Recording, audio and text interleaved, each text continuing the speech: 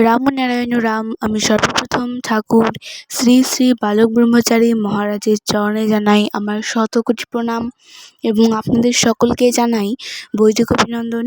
রামনারায়ণ রাম। এই বলে আমি আজকের তত্ত্ব ও আলোচনা শুরু করছি। আমাদের অস্ত্র হচ্ছে নাম, অস্ত্র হচ্ছে প্রেম, প্রীতি, ভালোবাসা, অস্ত্র হচ্ছে সচেতনতার সুর ও সাড়া। আমরা এই সুর দিয়ে সবাইকে বাঁধব। বেদমন্ত্র। মানুষ দেশ জয় করে মারপিট করে যুদ্ধ করে, আমরা দেশ জয় করব নাম করে কীর্তন করে। তার প্রমাণ পেয়েছি। যারা গিয়েছিল আমাদের সাথে বিহারে তারা এসে বলেছে, তারা বুঝেছে, তারা এসে বলেছে বিহারের কোটি কোটি লোক আপনার কাছে এসে ভেঙে পড়বে এবং সমস্ত রাজনীতির দল এক হয়ে যাবে। সুতরাং তারা বুঝতে পেরেছে রাজনীতির ভেতরে যত গোলমাল আছে সব ভেঙে একাকার হয়ে যাবে।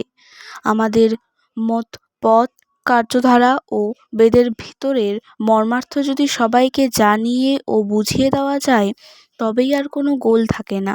পৃথিবীর সৃষ্টির সাথে সাথে বেদেরও সৃষ্টি হয়েছে।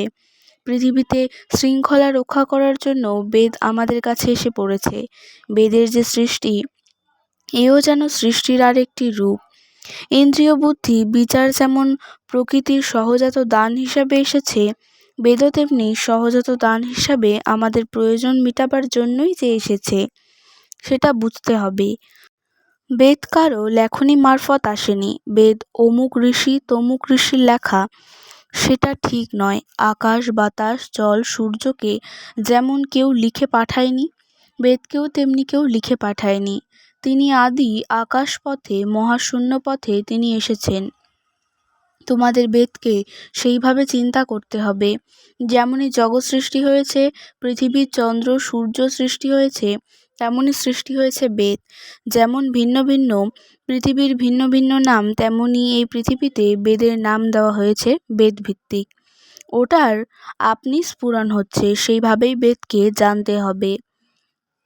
আর একভাবেও বেদকে জানা যায়। ধরো, সূর্যের আলো ঘরে আনতে হবে, ভেন্টিলেটরের সাহায্যে পথ করে সেই আলো যেমন ঘরে নিয়ে আসা যায় ঘরকে আলোময় করার জন্য, তেমনিভাবে বুদ্ধি, বিচার ও কৌশলের দ্বারা চ্যানেল কেটে কেটে নিজেদের প্রয়োজনে বেদকে কাজে লাগাতে হবে।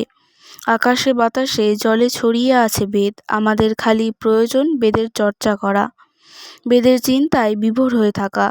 যারা সদা সর্বদা বেদের চিন্তায় ডুবে রয়েছেন তারা যাতে জনকল্যাণে, জীবকল্যাণে বেদকে কাজে লাগাতে পারেন তার সহযোগিতা করাই হলো অন্যতম কর্তব্য।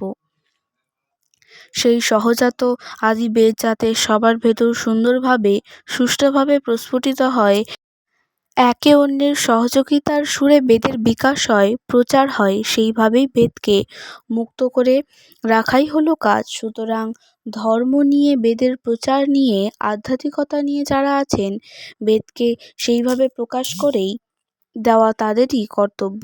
আগে যেমন জায়গায় জায়গায় বেদের প্রচার কেন্দ্র হয়েছিল, সেখানে বেদের চর্চা, আলোচনা, প্রচার সবই করা হতো। রেশনের দোকানে যেমন কার্ড দেখিয়ে চাল, ডাল ইত্যাদি সংগ্রহ করে যার যেমন অধিকার পাত্র ভরে ভরে নিয়ে যায়, আজ বেদের কেন্দ্র হতে কেউ আর তাদের পাত্র ভরছে না, তাই বেদ কোনো কাজেই লাগছে না। তাই সেই সহজাত আদি বেদ সবার ভেতর প্রবিষ্ট হয় নাই, ঘরে আবদ্ধ হয়ে মৃত্যুতুল্য হচ্ছে। আবদ্ধ ঘরের দুষ্ট হাওয়াতে সবাই আক্রান্ত হয়ে পড়ছে। আজ বেদ কি বলছেন সেটাই হচ্ছে কথা।